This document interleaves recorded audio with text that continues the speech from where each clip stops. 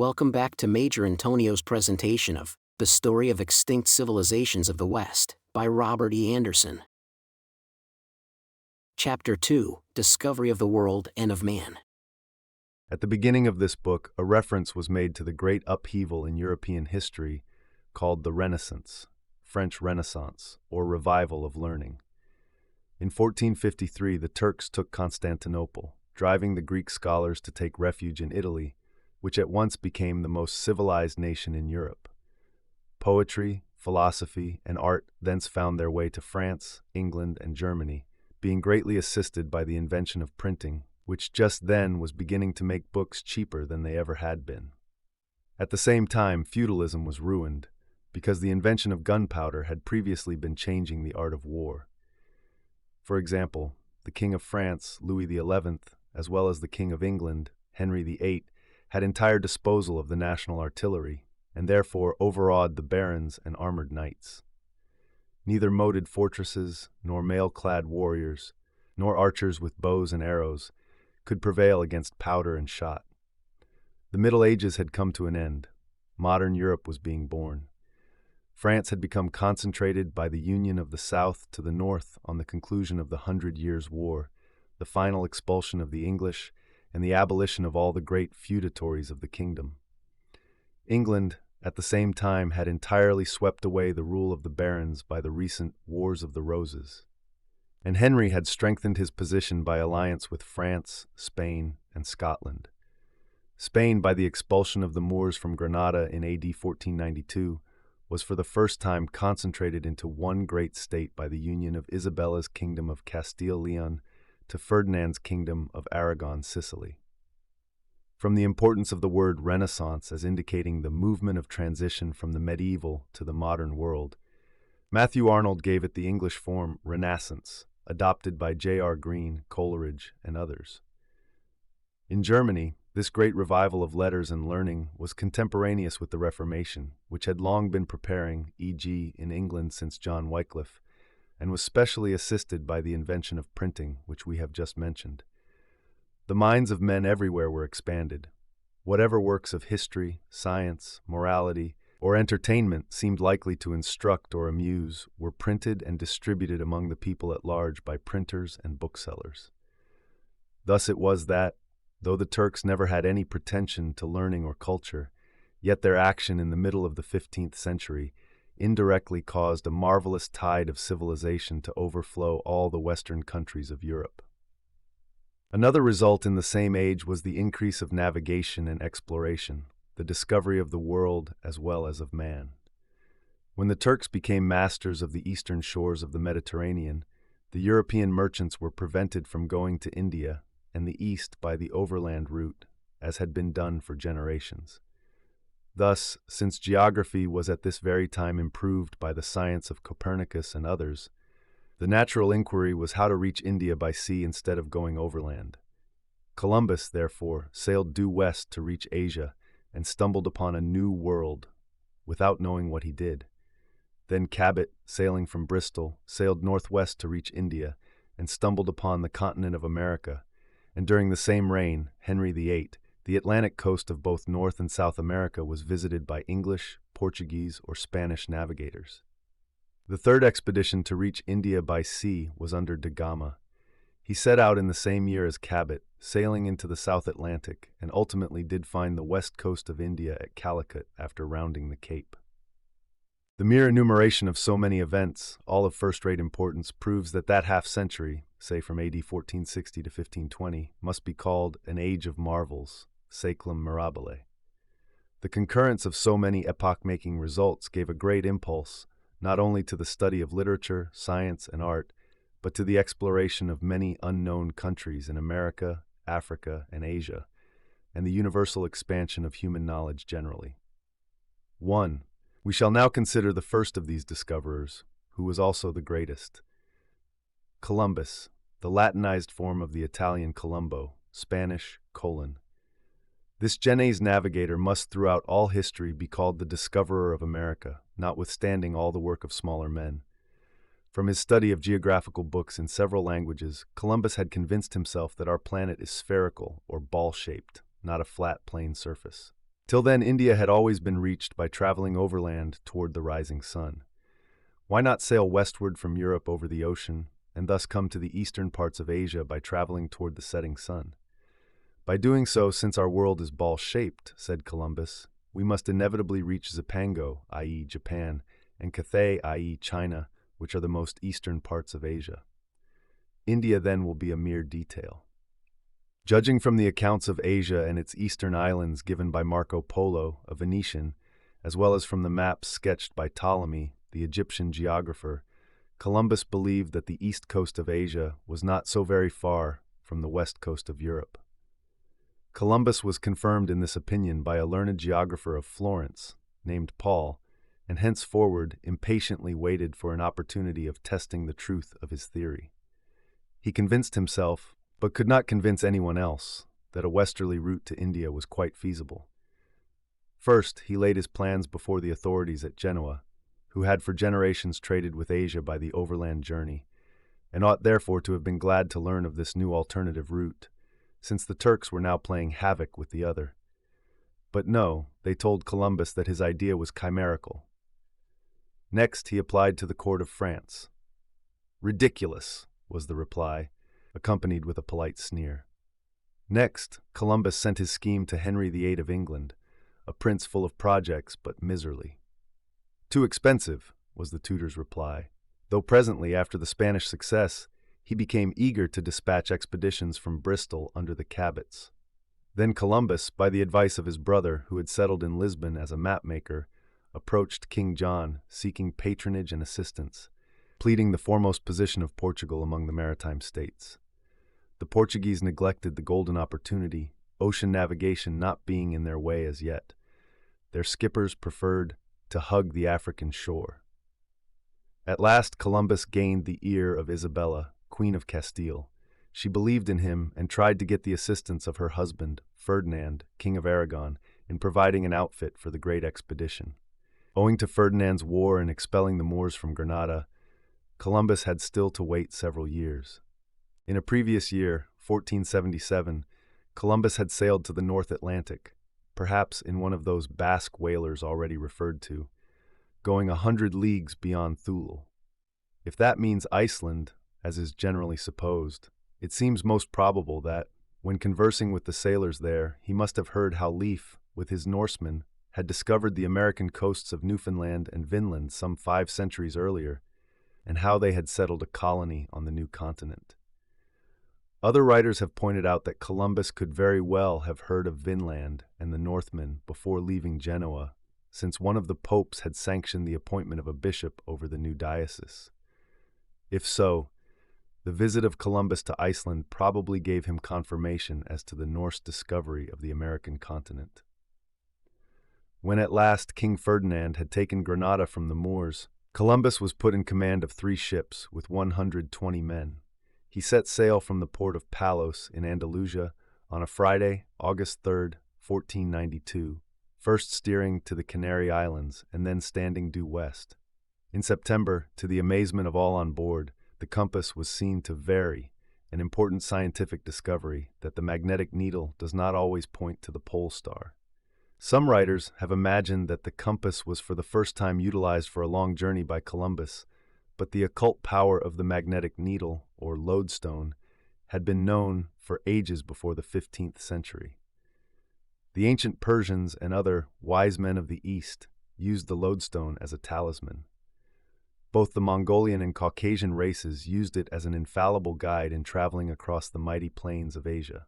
The cynosure in the Great Bear was the guiding star, whether by sea or land, but when the heavens were wrapped in clouds, the magic stone or needle served to point exactly the position of the unseen star. What Columbus and his terrified crews discovered was the variation of the compass, due to the fact that the magnetic needle points not to the North Star, but to the magnetic pole, a point in Canada to the west of Baffin's Bay and north of Hudson Bay.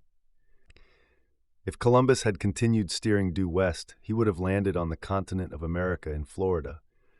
But before sighting that coast, the course was changed to southwest, because some birds were seen flying in that direction.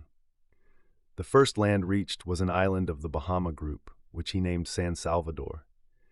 As the Spanish boats rowed to shore, they were welcomed by crowds of astonished natives, mostly naked, unless for a girdle of wrought cotton or plaited feathers. Hence the lines of Milton. Such of late Columbus found the American, so girt with feathered cincture, naked else and wild, among the trees on isles and woody shores. Unquote. The spot of landing was formerly identified by Washington Irving and Baron Humboldt with Cat Island, but from the latest investigation, it is now believed to have been Watling's Island. Here he landed on a Friday, October 12, 1492. So little was then known of the geography of the Atlantic or of true longitude that Columbus attributed these islands to the east coast of Asia. He therefore named them Indian Islands, as if close to Hindustan, a blunder that has now been perpetuated for 410 years. The natives were called Indians for the same reasons. As the knowledge of geography advanced, it became necessary to say West Indies or East Indies, respectively, to distinguish American from Asiatic. Indian corn means American, but Indian ink means Asiatic, etc. Even after his fourth and last voyage, Columbus believed that the continent, as well as the islands, was a portion of Eastern Asia, and he died in that belief, without any suspicion of having discovered a new world. A curious confirmation of the opinion of Columbus has just been discovered, 1894, in the Florence Library by Dr. Weiser of Innsbruck. It is the actual copy of a map by the great admiral, drawn roughly in a letter written from Jamaica, July 1503. It shows that his belief as to the part of the world reached in his voyages was that it was the east coast of Asia.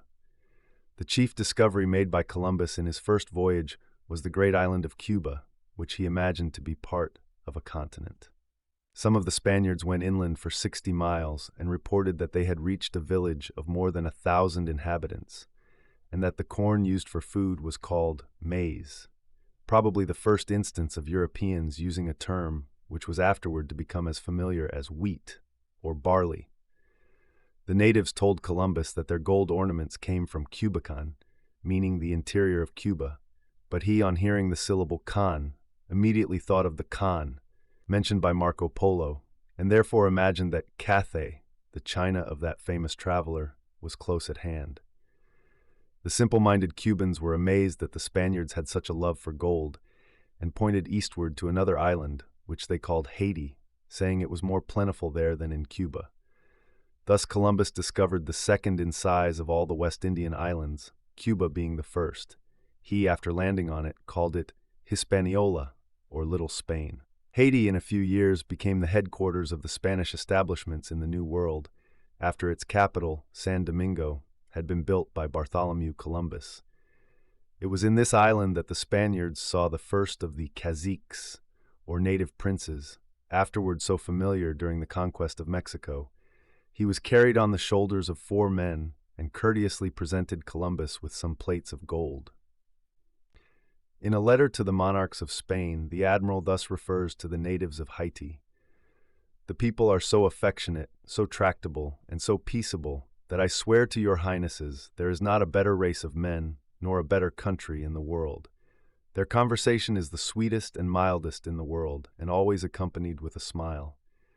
The king is served with great state, and his behavior is so decent that it is pleasant to see him."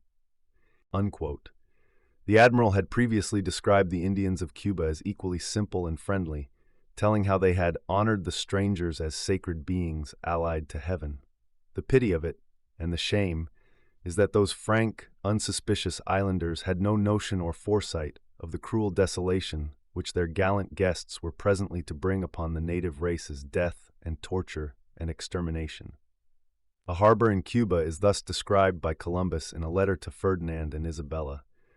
"I discovered a river which a galley might easily enter. I found from 5 to 8 fathoms of water.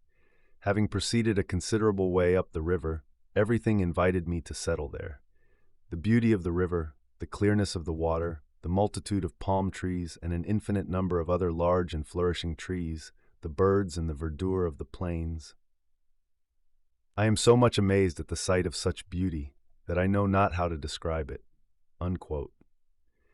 Having lost his flagship, Columbus returned to Spain with the 2 small caravels that remained from his petty fleet of 3, arriving in the port of Palos, March 15, 1493.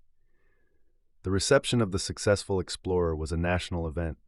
He entered Barcelona to be presented at court with every circumstance of honor and triumph.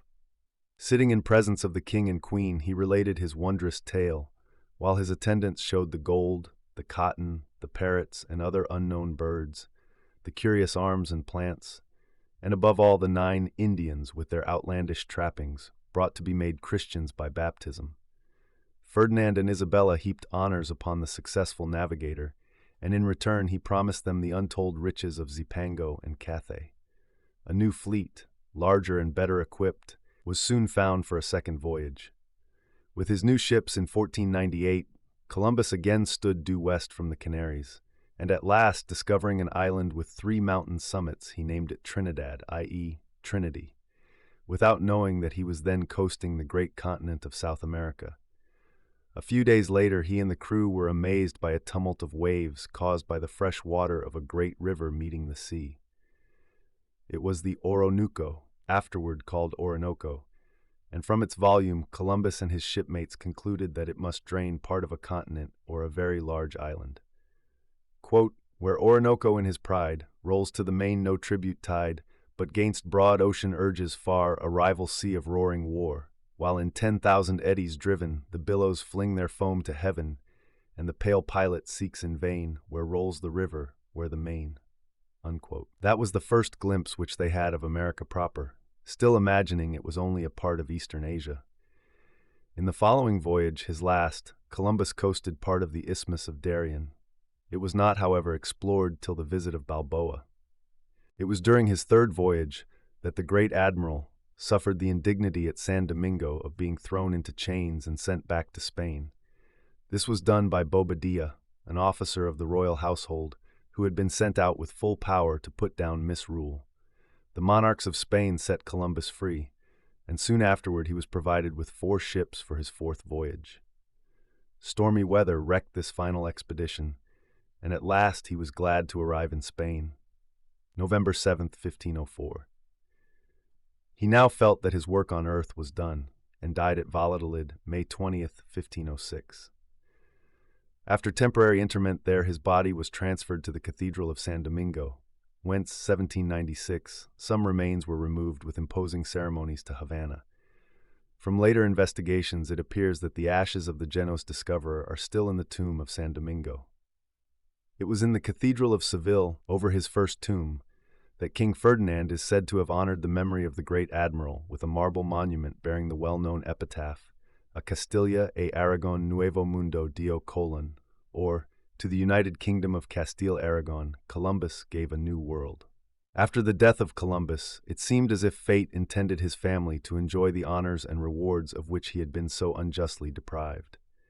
His son, Diego, wasted 2 years trying to obtain from King Ferdinand the offices of viceroy and admiral, which he had a right to claim in accordance with the arrangement formerly made with his father. At last, Diego began a suit against Ferdinand before the council which managed Indian affairs. That court decided in favor of Diego's claim, and as he soon greatly improved his social position by marrying the niece of the Duke of Alva, a high nobleman, Diego received the appointment of governor, not viceroy, and went to Haiti, attended by his brother and uncles, as well as his wife and a large retinue. There Diego Columbus and his family lived, with a splendor hitherto unknown in the New World. 2. Henry VIII of England, after repenting that he had not secured the services of Columbus, commissioned John Cabot to sail from Bristol across the Atlantic in a northwesterly direction, with the hope of finding some passage thereabouts to India.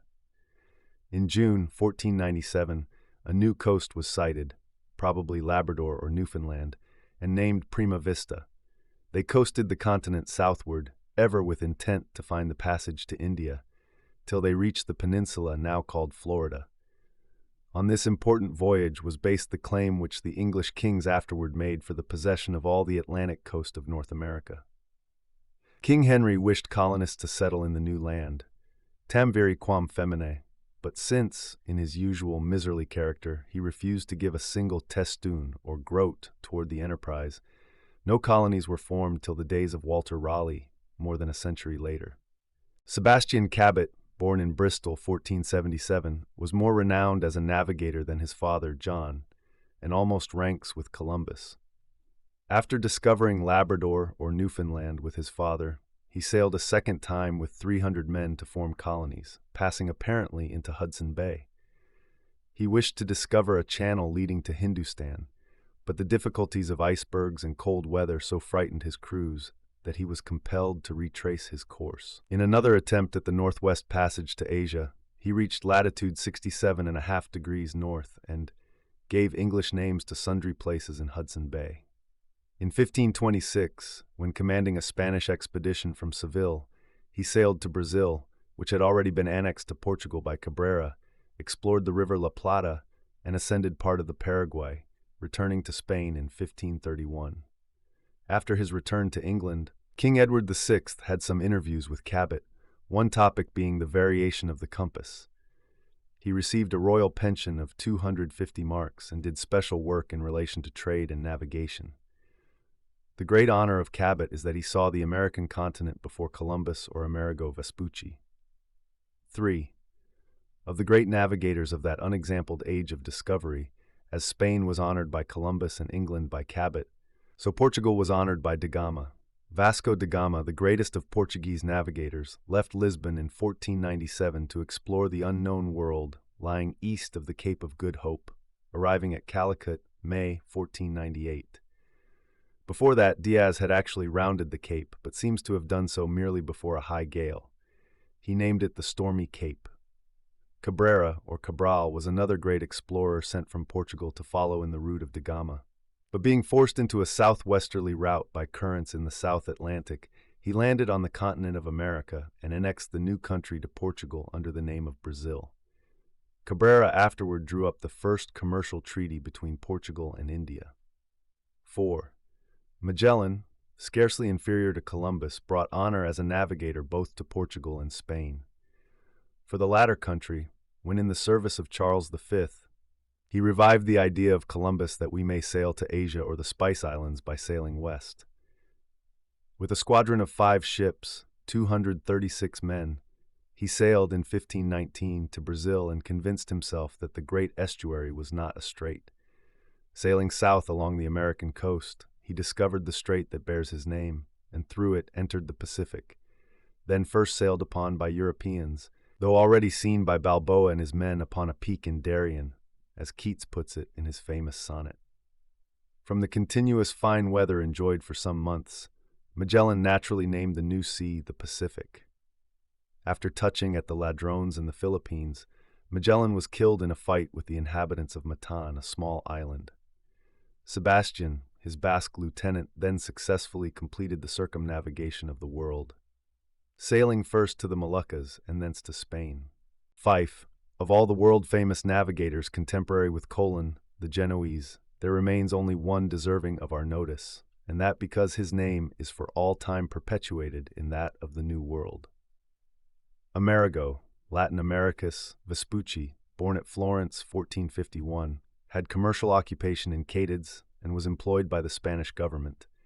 He has been charged with a fraudulent attempt to usurp the honor due to Columbus, but Humboldt and others have defended him after a minute examination of the evidence.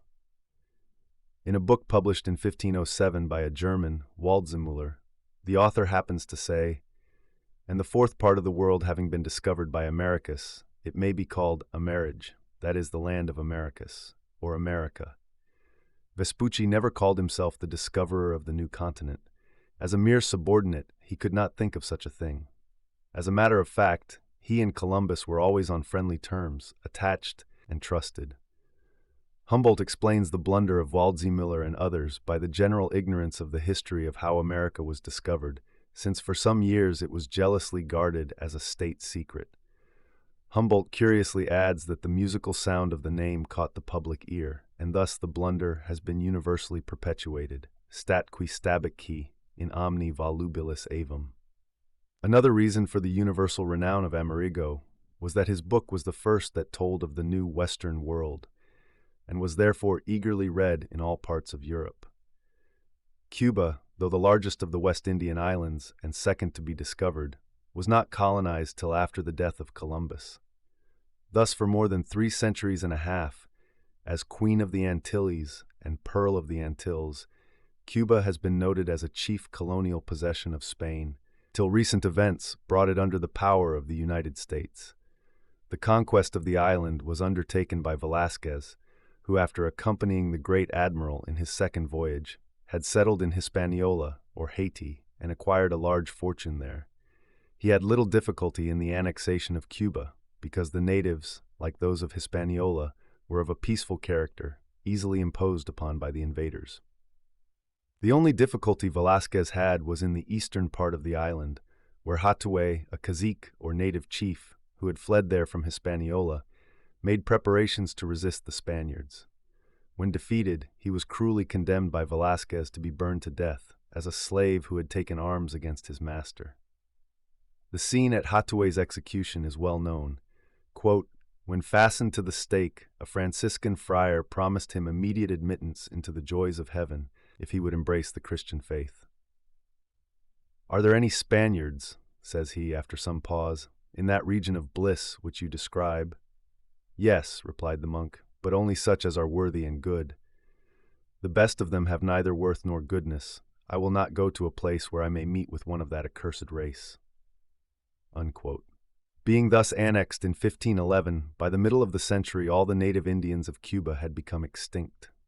In the following century, this large and fertile island suffered severely by the buccaneers, but during the 18th century it prospered. During the 19th century, the United States government had often been urged to obtain possession of it.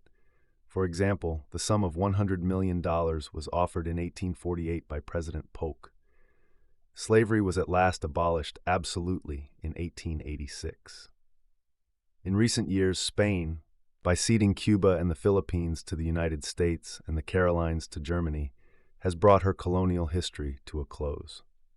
2 other important events occurred when Velázquez was governor of Cuba. First, the escape of Balboa from Hispaniola to become afterward governor of Darien, and second, the expedition under Cordova to explore that part of the continent of America which lies nearest to Cuba.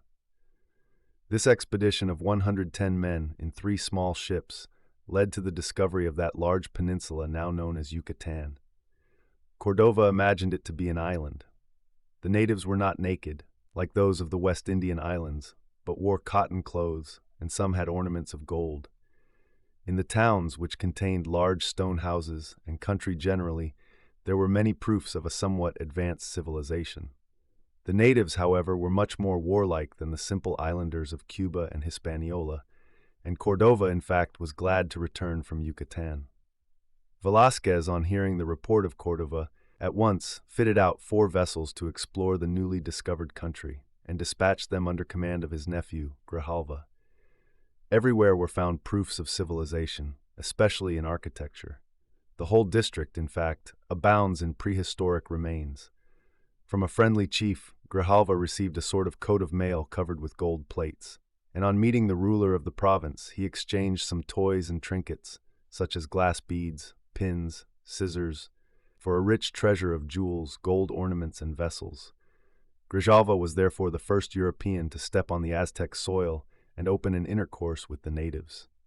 Velázquez, the governor, at once prepared a larger expedition, choosing as leader or commander an officer who was destined henceforth to fill a much larger place in history than himself, one who presently appeared capable of becoming a general in the foremost rank, Hernando Cortez, greatest of all Spanish explorers. This concludes today's reading of The Story of Extinct Civilizations of the West by Robert E. Anderson. Join us also the day after tomorrow for the subsequent part. Subscribe to Major Antonio's channel. Thank you for listening, and so long.